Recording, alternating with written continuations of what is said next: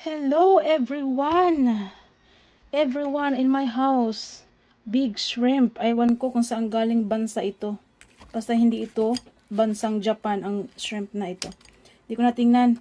Then, clean crab. Lambay ito sa Cebu. Limpyo na siya. Malinis na siya. Frozen. Then, talong. I love talong all the time. Kahit anong luto, basta talong. Wow. Then, ginger, luya. And I have here frozen lemongrass. Titipirin ko siya kasi matagal pa ang susunod na tagsibol.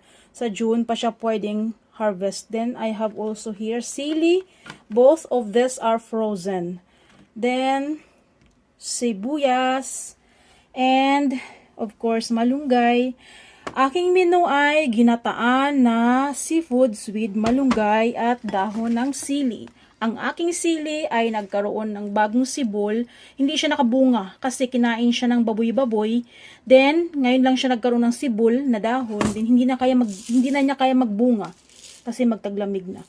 Then, I use powder, seasoning na gawa ng shrimp and cubes. I cook today, ginataang seafoods with malunggay, talong, and dahon ng sili. Let's cook!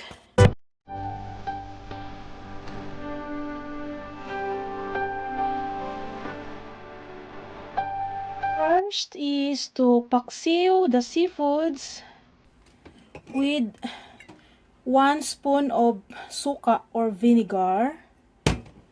Then, tama lang yung water para maubos lang siya, tsaka maluto lang siya. Ganyan lang kakunti kasi maglalabas din ng water yung seafoods. Then, before maubos yung water, ilagay natin yung talong. Then, pag naluto na yung talong, saka ilagay yung gata. Then, the rest is malunggay at dahon ng sili. Eggplant is already tender. Yan. Then, let's put the coconut milk. Then, pagkulo niyan, kung kulang sa water, dagdag na natin water. Pagkulo niya, saka ilagay natin yung malunggay. Yun. Parang konti lang yung sabaw. Para maluto yung malunggay. Coconut milk is boiling. Then, let's put malunggay. Gusto ko sa malunggay talaga, no? Marami. Kaya ako ng isang dampot, gusto ko isang sako. Yun. Nasanay ako kumain ng malunggay. Napakaganda ng malunggay sa katawan, guys. Lumaki kami sa malunggay, kaya lumaki kami hindi sakitin. Sa awa ng Diyos. Mayaman sa malunggay ang aming probinsya. Anyway, taga Cebu nga pala ako. Sino mga taga Cebu na sa bahay ko, guys? Taga Cebu ko. Yan. Gusto ko yung maraming malunggay. Ayaw ko ng pakunti-kunti lang. Gusto ko yung nararamdaman ko talaga yung lasa ng malunggay na mapait-pait. Yun.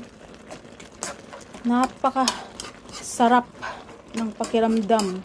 Makakain ka ng malunggay. Na-miss ko talaga. And I'm so blessed this year. I have a lots of malunggay at nakapagbigay pa ako sa iba. So much blessing. Yan. Gusto ko maraming malunggay at pakakain din aking mga anak neto. Yun. Let's put sili para pang paamoy, and the sili dahon is also putting the atap. Yan. Then 2 minutes pakuluan. Ready to serve na siya. Then may ginataang seafoods with talong at malunggay. Salamat sa mga nakapanood hanggang dito.